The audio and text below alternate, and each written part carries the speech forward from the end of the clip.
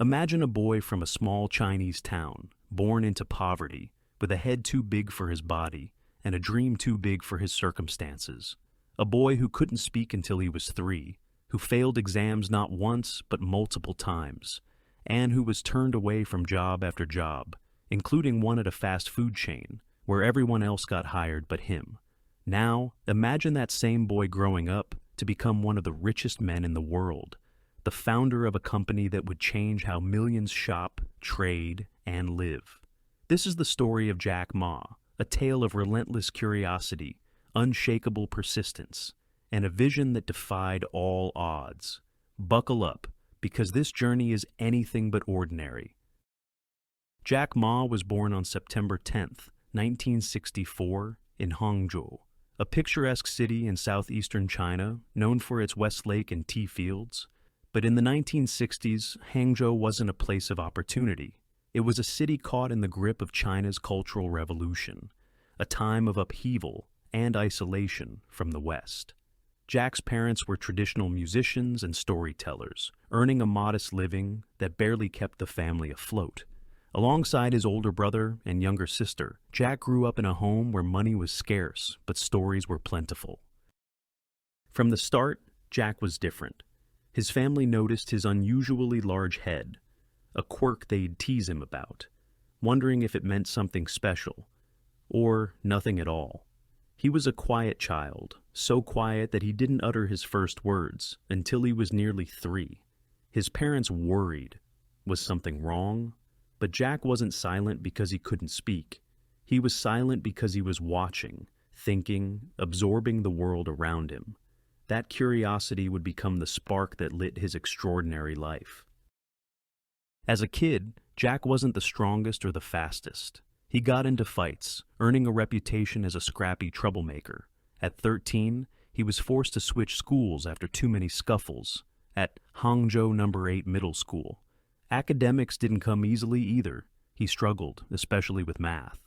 When it came time for the Chinese college entrance exam, he scored a measly 1 out of 120 in mathematics on his first try. Failure stung, but it didn't stop him. He tried again the next year, improving to 19 points, still far from enough. His family urged him to give up, to find a simpler path, but Jack had other plans. In 1972, everything changed. U.S. President Richard Nixon visited Hangzhou, a rare moment of connection between China and the West. Suddenly, tourists began trickling into the city, and with them came a language Jack had never heard: English.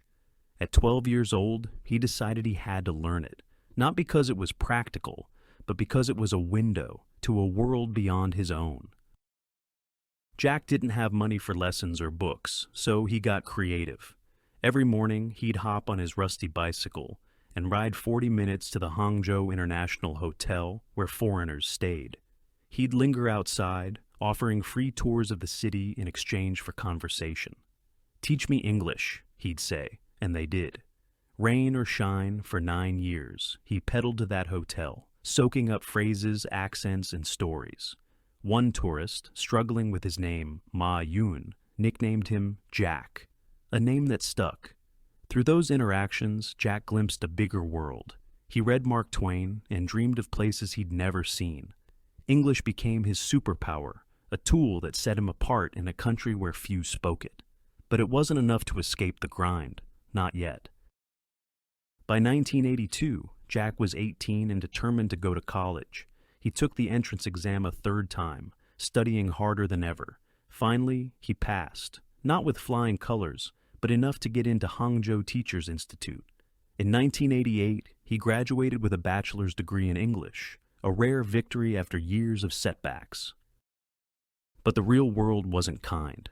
Jack applied to dozens of jobs, over 30 by his count, and faced rejection at every turn.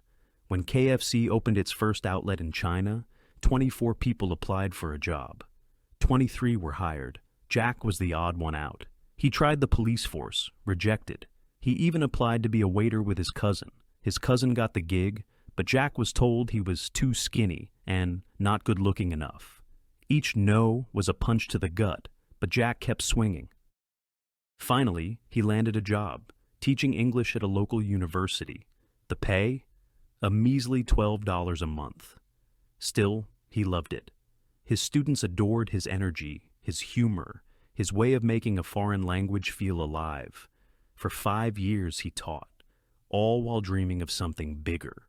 That dream began to take shape in 1994, when he started a small translation business called Haibo. It was his first taste of entrepreneurship, and it wouldn't be his last. In 1995, Jack's life took a wild turn.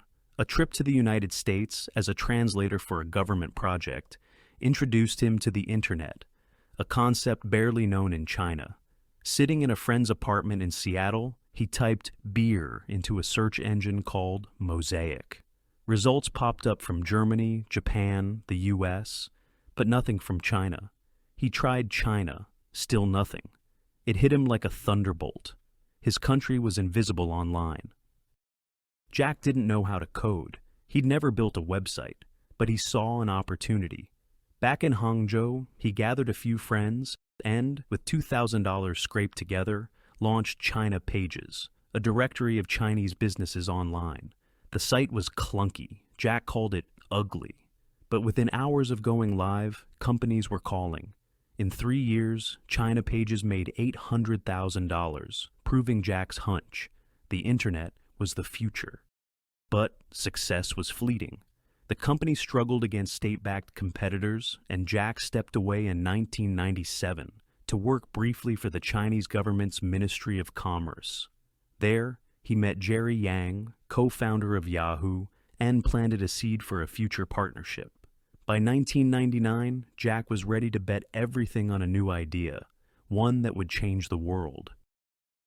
Picture this: a tiny apartment in Hangzhou, 1999.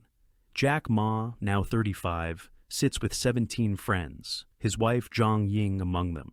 He's pacing, gesturing wildly, pitching a vision they can barely grasp. "We're going to build an online marketplace," he says. "Not just for China, for the world." They laugh, they doubt, but they trust him. With $60,000 pooled together, Alibaba is born. The name Alibaba came to Jack in a San Francisco coffee shop. He'd asked a waitress, "Do you know Alibaba?" She nodded.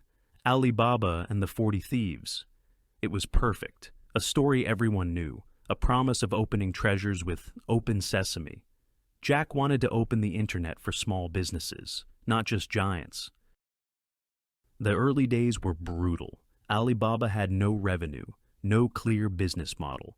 Jack's team worked out of his apartment, sleeping on floors, coding on borrowed computers.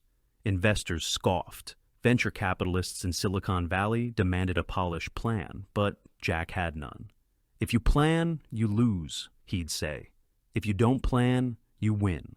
His charisma won over Goldman Sachs for $5 million in 1999, followed by $20 million from SoftBank's Masayoshi Son in 2000. Still, the dot-com crash loomed, and Alibaba teetered on the edge. Jack's big break came with Taobao, launched in 2003 to take on eBay, which dominated China's online market. eBay's CEO called it an ocean where they were the shark. Jack fired back, "We're the crocodile in the Yangtze River. In the ocean, you win. In the river, we do." Taobao was free for users, unlike eBay's fee-based model, and it exploded. By 2007, it held 67% of China's consumer-to-consumer market, forcing eBay out. Then came Alipay, a payment system, to solve a massive trust problem. Chinese buyers and sellers didn't believe in online transactions. Jack built a secure escrow service, holding funds until goods arrived. It worked. Alipay became the backbone of Alibaba's ecosystem, paving the way for its dominance. In 2005, Yahoo invested $1 billion for a 40% stake in Alibaba, giving Jack the cash to scale. By 2014, Alibaba's initial public offering on the New York Stock Exchange raised $25 billion, the largest in history. Jack, once the kid who couldn't get a job, was now China's richest man, worth over $25 billion. In 2020, Jack's world shook. He criticized China's financial regulators in a speech. calling their rules outdated. China's banks have a pawn shop mentality, he says. Regulators stifle innovation. Jack's words were a slap, public, bold, reckless. Weeks later, the government halted Ant Group's $37 billion IPO and launched an antitrust probe into Alibaba. Jack vanished from public view for months, sparking rumors. He re-emerged in 2021 via a video for rural teachers, quieter, humbler. By 2022, he was living in Tokyo, teaching at the University of Tokyo, focusing on sustainable agriculture, far from the spotlight. What's he doing now? As of 2025, Jack's back in the game, sort of. On February 17th, he shook hands with Xi Jinping at a Beijing symposium, his first major public gig since 2021. Analysts call it a rehabilitation, a signal Beijing's thawing toward tech titans. He's not running Alibaba, but he's nudging it from afar. Today, Jack Ma's fortune hovers around $34 billion. Alibaba processes more goods than Amazon and eBay combined. But his legacy isn't just money. It's the story of a man who turned no into yes. Rejected by Harvard 10 times, by KFC, by 30 jobs, he built an empire from nothing. He taught himself English, taught himself the internet, and taught the world that failure isn't the end, it's the beginning. Jack once said, "Never give up. Today is hard, tomorrow will be worse, but the day after tomorrow will be sunshine."